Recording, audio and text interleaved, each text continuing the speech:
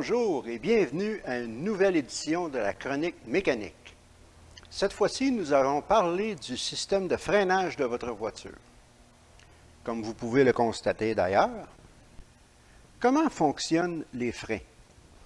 Dans la plupart des véhicules modernes, les freins sont un système hydraulique. Lorsque vous appuyez la pédale de frein, ceci génère une pression dans le maître cylindre qui, à son tour, est transféré à un liquide hydraulique, c'est-à-dire le liquide de frein.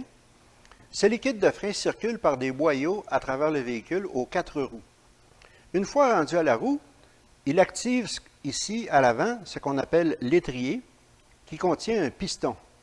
Ce piston s'appuie sur des plaquettes de frein faites d'un matériel de friction, qui ensuite s'appuie elle-même sur le disque et font ralentir le véhicule en convertissant l'énergie kinétique, le mouvement, en chaleur. C'est pour cela que les freins viennent tellement chauds. Il y a toutes sortes de freins sur le marché, mais pour l'instant, je vais me concentrer sur un petit peu d'histoire des freins à tambour. Les freins à tambour existent depuis de très nombreuses années.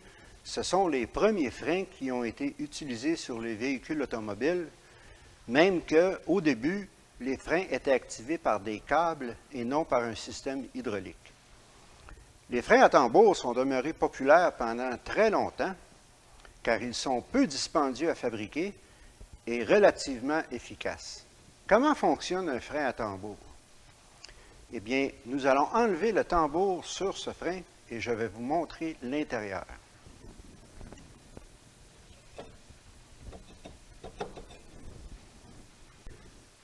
Lorsque vous appuyez la pédale de frein, la pression du liquide hydraulique est transférée à ce cylindre de roue qui contient 2 pistons qui poussent chacun de leur côté sur les sabots ici et ici. Ces sabots vont aller s'appuyer à l'intérieur du tambour et ainsi ralentir le véhicule. Le désavantage des freins à tambour, c'est qu'ils ont tendance à perdre leur efficacité lorsqu'ils deviennent chauds. Pour cette raison, ils ne sont pratiquement plus utilisés aujourd'hui, sauf sur les applications de freins arrière sur la plupart des petits véhicules comme celui-ci.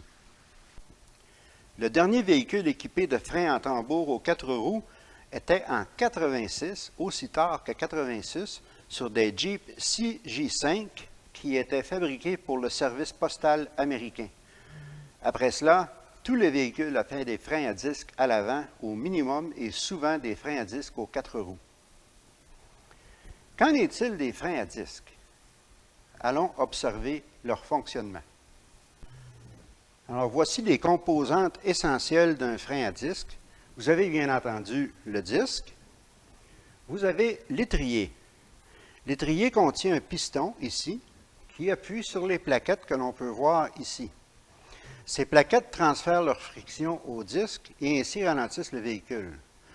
Pour dissiper la chaleur, les disques sont équipés d'ailettes, ici à l'intérieur, qui vont faire circuler l'air à travers le disque et ainsi dissiper la chaleur causée par le freinage. Une petite histoire des freins à disque. Le concept est quand même assez vieux. Il date des années 1890. Mais aucun véhicule n'avait les capacités d'utiliser ces freins au début. Mais aussitôt que les années 40, les chars d'assaut Tiger de l'armée allemande, en 1942, utilisaient des freins à disque pour arrêter. En 1953, Jaguar a gagné la course de Le Mans grâce à ses véhicules équipés de freins à disque. Et en 1955, Citroën a commencé à fabriquer le premier véhicule équipé de freins à disque de façon standard, la Citroën DS. Comme d'habitude, les Européens étaient en avance sur les Américains, car aux États-Unis, ce n'est pas avant 1963 qu'un véhicule a été fabriqué en série avec des freins à disque, le Studebaker Avanti. Vers la fin des années 70, début des années 80, aussi tard que cela, les freins à disque sont devenus standards sur la plupart des véhicules américains. Alors, imaginez rouler avec une voiture de performance dans les années 60 et 70 équipés de freins à tambour aux 4 roues. Ce n'était pas évident. Les performances de freinage étaient lamentables. C'était même dangereux. Je vais maintenant vous parler d'un autre système associé aux freins. Dans tous les véhicules modernes à notre époque, les freins sont équipés du système anti-blocage. Qu'est-ce que cela signifie? Eh bien, lorsque vous freinez sur une surface glissante comme la neige, la glace, la boue, le gravier, si vous n'avez pas de système anti-blocage, les roues ont tendance à bloquer lorsque vous freinez et vous perdez le contrôle du véhicule, autant de la direction que de la vitesse. Pour éviter ce problème, le système anti-blocage a été conçu et inventé. Qu'est-ce que le système anti-blocage? Dans les véhicules modernes, c'est un système électronique qui va moduler la pression sur les freins plusieurs fois par seconde, quelquefois des centaines de fois par seconde, pour permettre à la roue, tout en freinant, de continuer à tourner pour éviter que la roue ne bloque. Ainsi, vous gardez le contrôle du volant et le contrôle directionnel et de la vitesse. Ceci réduit les distances de freinage et peut même éviter beaucoup d'accidents. Cependant, ce n'est pas un système parfait. Méfiez-vous toujours des surfaces glissantes sur la route. Ne vous fiez pas à votre ABS pour vous sortir de l'embarras dans tous les cas. Soyez prudent, conduisez avec prudence. Quelle est l'histoire du système ABS? À notre époque, bien entendu, c'est un système électronique contrôlé par un ordinateur. Mais c'est un concept quand même très ancien qui date du début du siècle, mais personne n'avait la technologie pour pouvoir l'installer sur le véhicule. Mais le concept était connu. Ce n'est que dans les années 60 que finalement, un homme italien qui travaillait pour Fiat, Mario Palazzetti, qu'on a surnommé Monsieur ABS, a inventé le système moderne de frein anti-blocage. Il a vendu ce système à la compagnie allemande Bosch, qui ont été les premiers à l'installer sur un véhicule Mercedes à la fin des années 60. Mais qui a utilisé le tout premier système ABS électronique? Vous ne le devinerez jamais. Quel véhicule a utilisé ce système en premier? Eh bien, je vous le donne en mille, c'est l'avion Concorde. Et oui, le Concorde, le premier avion de ligne supersonique. À la fin des années 60, les ingénieurs qui étaient en train de concevoir cet avion ont réalisé que les vitesses d'atterrissage et de décollage étaient extrêmes à cause des vitesses supersoniques et qu'il fallait concevoir un système de freinage complètement différent pour permettre à l'avion de s'arrêter après avoir atterri. Et c'est ainsi que le Concorde a hérité du premier système anti-blocage électronique moderne. On n'y aurait jamais pensé. Au début des années 70, les premiers systèmes d'ABS électroniques ont été installés sur certaines voitures de luxe. En 1976, la compagnie Wabco a conçu un système d'ABS électronique pour les camions lourds. En 1978, Mercedes ont commencé à l'installer de série sur leurs véhicules haut de gamme. En 1982, la Honda Prélude a été la première en dehors de l'Allemagne à utiliser un système ABS électronique. En 1987, le système est devenu standard sur tous les véhicules de Mercedes. La compagnie Lincoln a suivi la trace en 1993 pour tous leurs véhicules aussi. En 2004, le système est devenu obligatoire sur tous les véhicules européens et finalement, aux États-Unis, aussi tard que 2012, toujours en retard, le système ABS est devenu obligatoire sur tous les véhicules qui roulaient en Amérique du Nord. Quels sont les problèmes qui peuvent survenir avec votre système de freinage? Eh bien, il y a toujours la possibilité d'avoir des fuites. Il peut y avoir des fuites au maître-cylindre, il peut y avoir des fuites dans un des boyaux, surtout aux 4 roues, car aux 4 roues, on a installé des boyaux flexibles pour permettre à la roue de bouger et ainsi ne pas casser les boyaux en métal. Ces boyaux flexibles sont un point relativement faible.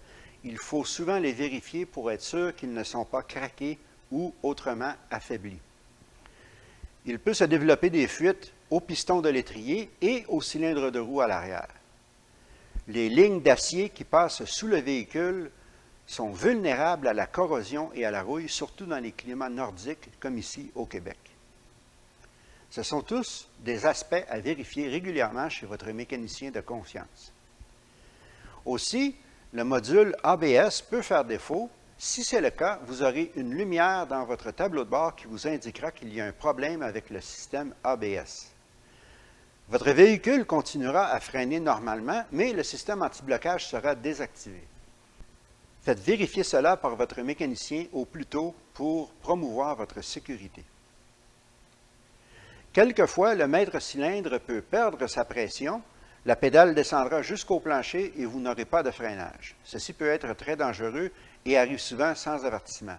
Alors faites vérifier vos freins régulièrement. Bien entendu, il y a de l'usure. Les plaquettes finissent par user, ainsi que les sabots de frein sur les freins à tambour. Il faut les faire vérifier et les changer régulièrement. Et aussi, nettoyer le système de freinage, car la rouille et la corrosion peuvent s'insérer dans certaines pièces qui barrent les freins et les empêchent de se rétracter lorsque vous lâchez la pédale. Ceci engendre un problème de freinage permanent qui va user vos plaquettes de façon très accélérée et contribuer à une perte de contrôle si le frein reste bloqué trop solidement sur la roue. Parlons maintenant du frein à main. Le frein à main est activé normalement par des câbles. Vous avez une poignée entre les deux sièges ou une pédale sous le tableau de bord qui sert à activer le frein à main. Le frein à main, lorsqu'il est contrôlé par des câbles, peut servir en cas d'urgence, mais normalement, il est conçu pour arrêter le véhicule lorsqu'il est stationné. Il est très important de s'en servir régulièrement, car sinon, les câbles du frein à main risquent de se corroder et de figer dans leur gaine, ce qui veut dire que lorsque vous allez mettre votre frein à main, le frein à main restera appliqué même si vous enlevez la poignée. Ceci engendre des problèmes de roues bloquées et souvent, il faut appeler une remorqueuse pour amener le véhicule au garage. Maintenant, beaucoup de véhicules modernes utilisent des freins à main électriques. Ceci consiste en un système par ordinateur avec des moteurs à chaque roue arrière. Lorsque vous appuyez le bouton dans le tableau de bord, ces moteurs vont activer le piston de l'étrier arrière pour barrer les roues et ainsi éviter que le véhicule ne se déplace. Encore là, il est important de s'en servir régulièrement pour éviter les problèmes de blocage dus à la corrosion. Souvent, ces freins à main électriques s'appliquent automatiquement lorsque vous arrêtez le véhicule, mais assurez-vous qu'il est bien appliqué. Et n'oubliez pas d'enlever votre frein à main lorsque vous partez sur la route. Alors, ceci conclut la vidéo de cette semaine. Une fois de plus, j'espère que vous avez trouvé cela intéressant. Si vous aimez ces vidéos, abonnez-vous à la chaîne YouTube et allez voir sur le site internet de pneusaint-hubert.com pour avoir d'autres vidéos dans ce style. D'ici aux prochaines vidéos, je vous souhaite bonne route et soyez prudents.